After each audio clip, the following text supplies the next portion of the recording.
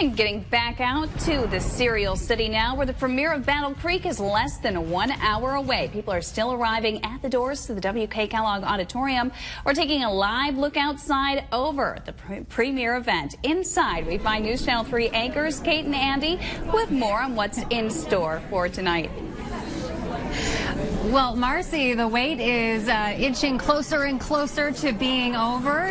We are seeing that the lines are moving now because the doors just opened, and folks will start taking their seats to watch the world premiere of the new police drama on CBS, Battle Creek. It is so exciting, Andy, to be here and to be a part of this with the city. Yeah, I mean, a red carpet world premiere in Battle Creek does not happen every day. It may be never before, and this is the ticket that over 1,000 lucky folks registered to win, and now they will be among the first in the world to see this. No. It's a mid-season replacement drama, which means a 13-episode order. It's a cop drama based in Battle Creek but shot in L.A., so of course the question is, how true to real life is this going to be, Kate?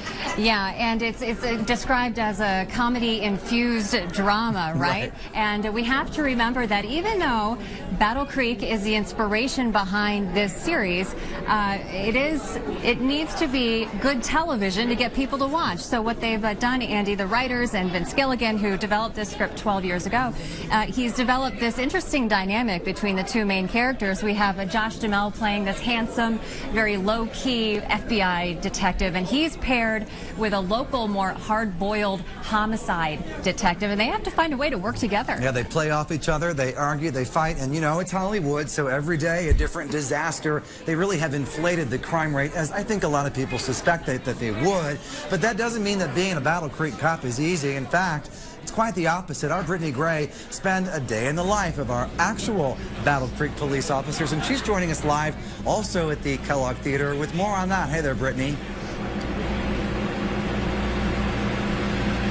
You know, it's one thing to play a cop on TV. It's a totally different thing to live it day in and day out. As one officer put it for me, it's two totally different streets. You know, when we see these cop shows, we often see the high-speed chases, we see the gun battles, and don't get me wrong, stuff like that happens here, but it's not all there is to being a Battle Creek police officer.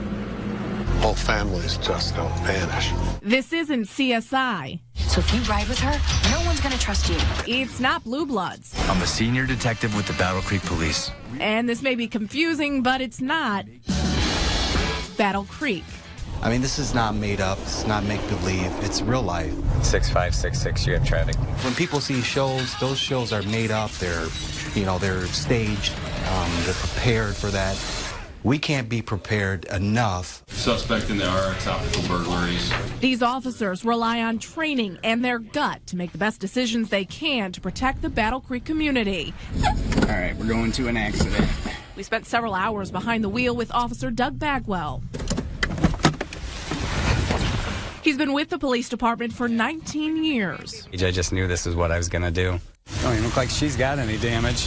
Every day, Bagwell puts on his uniform to serve and protect. When asked about being a cop in a post-Ferguson, Missouri world, he says it's definitely changed people's minds and attitudes towards officers. I think it's made it more dangerous because people are more apt to challenge us. Was he here at the time? Or? He, like many other officers, has a family counting on him to make it home every day. But he recognizes that is not always in his hands. When you got to be worried about just sitting in your car, like when I'm sitting and doing a report, somebody coming up and can smoke you, you know, just because they're angry over that. I mean, there's always that chance, and always has been. But I think now maybe we're more aware of it.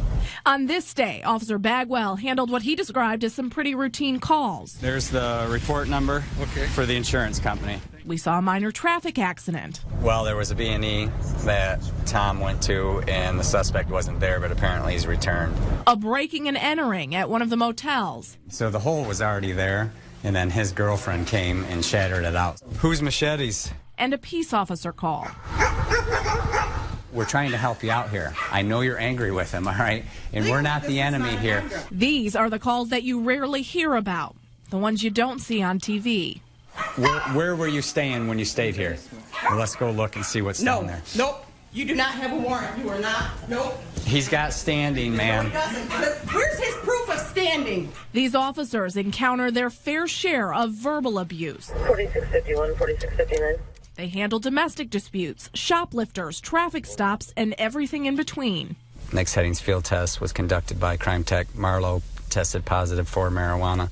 I don't like going with CPS to take kids away from their parents, even though they need to be, but when, you know, if a little kid, that's still mom and dad. They don't know any better. There are plenty of tough calls, but it can also be rewarding. It's just not going to calls and fighting crime. It's actually getting out in the community, talking to people, having your presence felt, and making sure the community knows that we're out there for them.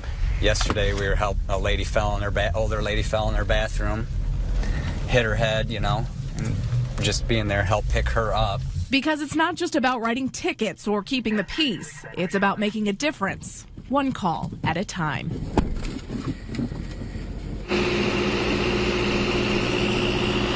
You know, guys, take a look at this. This is what people have been so excited about. Here you have the lights all set up. We also have a red carpet laid out.